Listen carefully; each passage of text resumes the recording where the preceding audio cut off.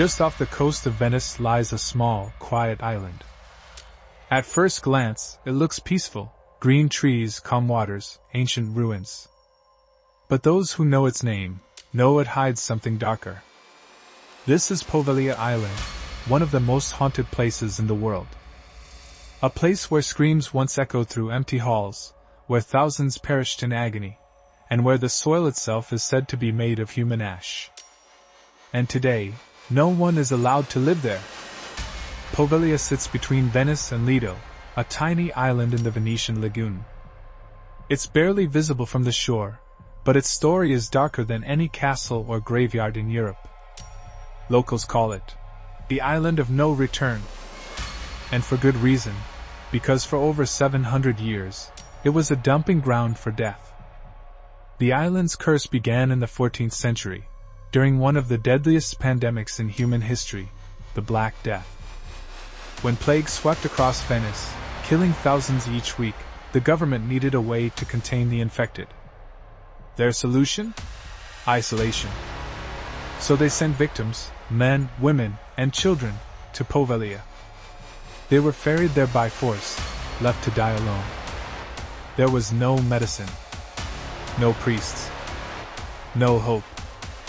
Historians estimate that over 160,000 plague victims were dumped or buried there. And when mass graves filled up, the bodies were burned.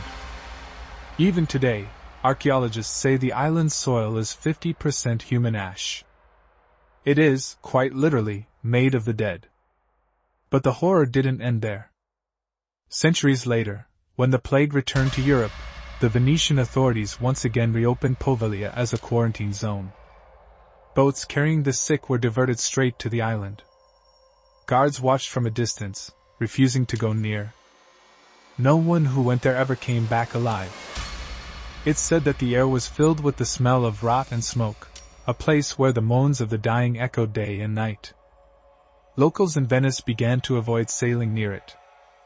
Fishermen said their nets sometimes pulled up bones instead of fish. By the 20th century, medicine had advanced, but Poveglia's curse wasn't over. In 1922, the Italian government decided to repurpose the island one more time. They built a psychiatric hospital. Officially, it was meant to treat the mentally ill. But unofficially, it became a place of horror. Patients claimed to hear tortured screams echoing at night, voices begging for help. Some said they saw plague victims walking through the halls. Doctors dismissed the reports as hallucinations, until the hospital's own head doctor began losing his mind. According to local legends, the asylum's chief doctor became obsessed with the idea of curing insanity. He began performing secret lobotomies on patients using crude tools, drills, hammers, even nails. They say he chose the worst room in the bell tower for his operations. Locals passing by at night claimed to hear the screams of his victims carried across the lagoon. Over time, the doctor himself began to see the ghosts of those he tortured. One night, he climbed to the top of the bell tower and, according to witnesses, jumped to his death. But others say he didn't jump. They say shadowy hands pushed him off the ledge. When his body hit the ground, he was still alive, until a thick mist rolled in. Nurses claimed they saw something drag him away into the fog, and he was never seen again. After the doctor's death, the asylum shut down. The island was abandoned once again. But locals say the bell in the tower, even though it was removed years ago, can still be heard ringing on foggy nights.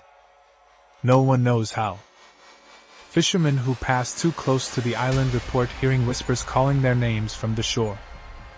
Some have seen flickering lights inside the ruins, as if lanterns are still being carried through the halls. And some boats simply vanish into the mist and never return.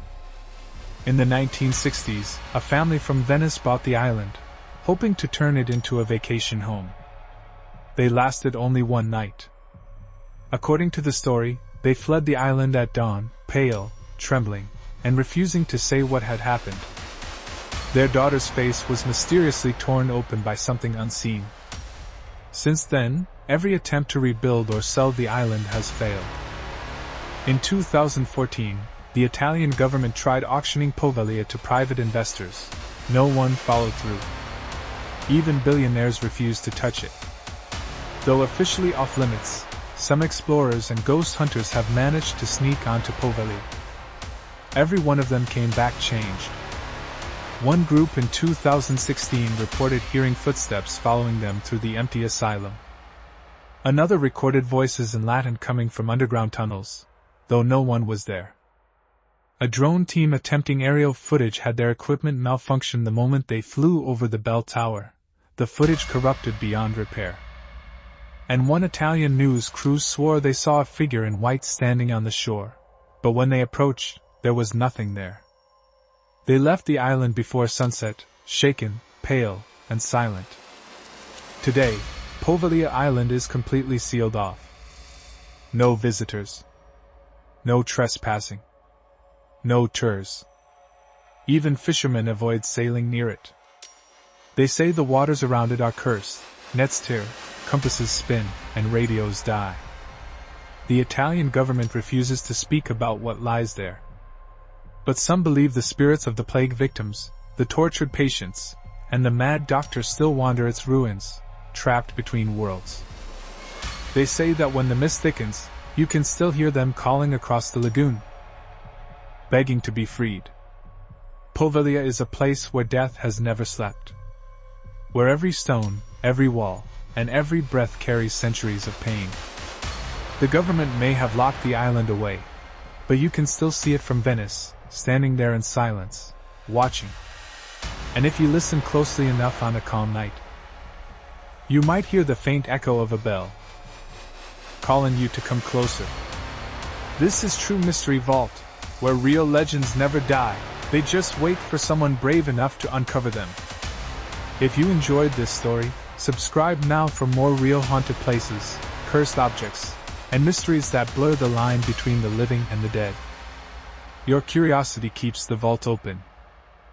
But some doors are better left closed.